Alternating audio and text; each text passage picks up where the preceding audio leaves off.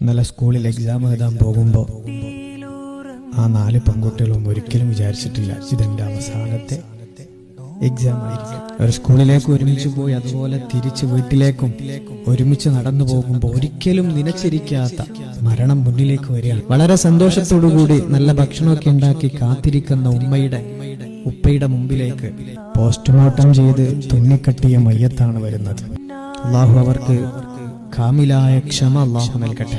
കഴിഞ്ഞ ഒരൊറ്റ മാസം മാത്രം എടുത്ത് പരിശോധിക്കുക, എത്രയെത്ര മരണങ്ങളാണ്.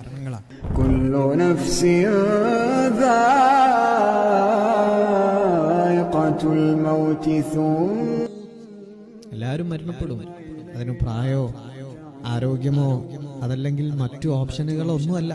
സമയമായി കഴിഞ്ഞാൽ അള്ളാഹു നിർത്തിത്തരുകയില്ല. അള്ളാഹു നമ്മുടെ മരണമൊക്കെ സന്തോഷത്തിലും നല്ല റാഹത്തിലും ഈമാനോടുകൂടിയുള്ള നല്ല